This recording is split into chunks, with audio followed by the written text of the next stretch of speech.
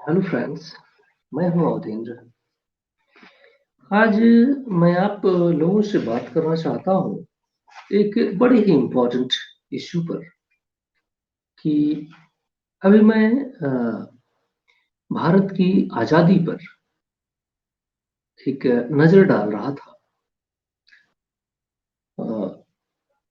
Light नहीं है मेरे यहाँ भी, तो मैं भारत की आज़ादी पर अभी नज़र डाला और देखा कि क्या मेरे दिमाग में क्वेश्चन आया फॉर कॉन्सेंस, नो, अपने कॉन्सेंस के लिए फ्रीडम ऑफ कॉन्सेंस का इस्तेमाल करते हुए फ्रीडम ऑफ थॉट एंड फिर मैंने एक्सप्रेशन का भी इस्तेमाल कर लिया। मैं अपने थॉट को एक्सप्रेस कर रहा हूं आपके साथ में भी ये, लेकिन राइट तो है, ये रीजन है या नहीं है ये हिस्टोरियन जाने, लेकिन ये सत्य तो है। भारत को आजादी क्यों मिली? क्या भारत आजादी ली है या फिर इसको आजादी दी गई है? ऐसा क्या डेवलपमेंट हुआ जिसकी वजह से भारत को आजादी मिली? मेरी दलील है कि जो political setup, structure, societal structure design किए जाते हैं, एक डिफरेंट डायमेंशन में ले रहा हूं, उसके पीछे एक फिलोसफिकल थॉट होती है। किसी सोसाइटी को बनाने के लिए एक फिलोसफिकल थॉट होती है जो कंसिस्टेंट सालों गुजरता है, तो एक सिविलाइजेशन के फॉर्मेट में सामने आती है।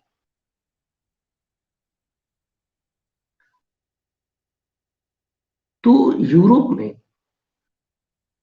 उस दरमियान कॉन्स्टिट्यूशनल डेवलपमेंट हुए, उनके अपने कॉन्स्टिट्यूशन डेवलप किए गए, कई सारे फिलोसफर्स वहां से निकले उस टाइम पीरियड के दौरान, जिन्होंने एक्सप्लेन किया ह्यूमन वैल्यूज क्या है, नहीं, ह्यूमन प्रिंसिपल्स क्या है, सोसाइटी को गवर्न करने के बेस्ट मेथड्स क्या है।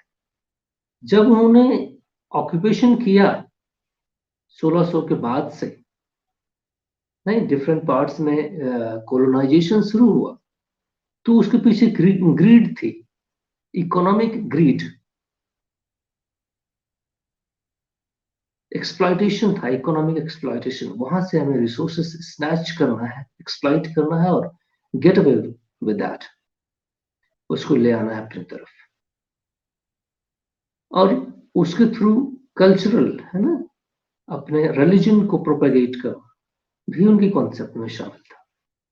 1813 में उसने कॉन्सेप्ट, ये सारी चीज इंप्लीमेंट की चार्टर्ड एक्ट के तहत। उसकी बात मैं अभी नहीं करूंगा। हमारी दलील है कि उसी दरमियान 1600 के बाद से अगर आप देखेंगे ना, कंसिस्टेंट वर्ल्ड क्लास यूनिवर्सिटीज बनी, कैम्ब्रिज, ये वो, दुनिया में बेहतरीन इंस्टीट्यूट बने, और सारे इंस्टीट्यूट लोकेटेड हैं इन्हीं रीजन्स में। आइजैक न्यूटन आया, फिर उसी दरमियान एल्बर्ट आइंस्टाइन, बहुत सारे साइंटिस्ट वहां से निकले। इकोनॉमिक डेवलपमेंट हुआ, इंडस्ट्रियलाइजेशन हुआ, वहां प्रोसेस कंप्लीट चला।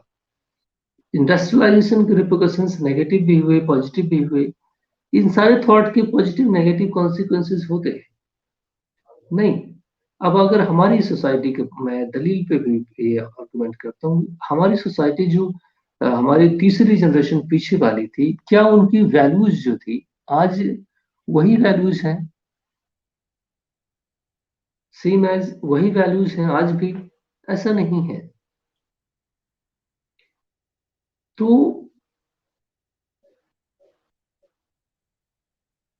वैल्यूज चेंज हुई, रीजन क्या है?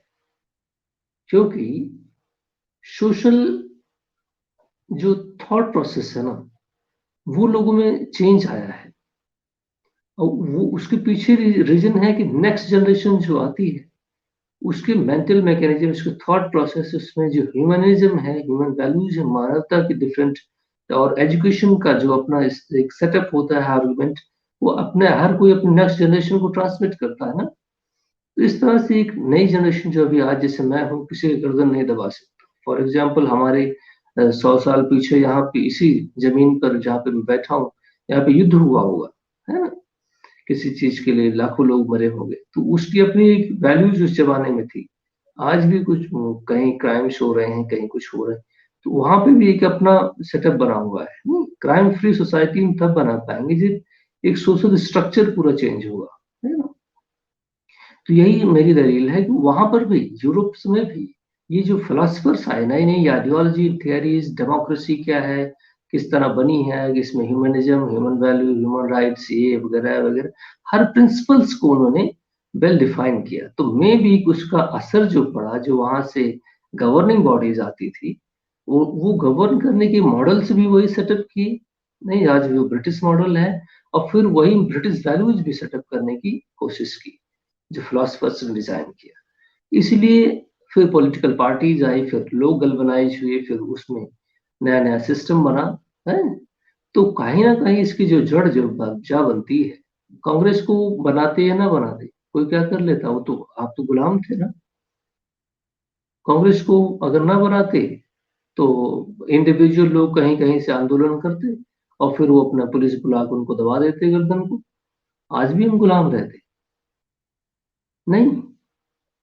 तो एक जो पॉलिटिकल ये सेटअप्स बना due to the reason of philosophers, इससे समाज को समझने और इसको रीडिफाइन करने में बड़ा मौका मिला। So thank you very much my friends. अभी मोबाइल चार्ज नहीं है, मैं क्विट कर रहा हूँ। Thank you.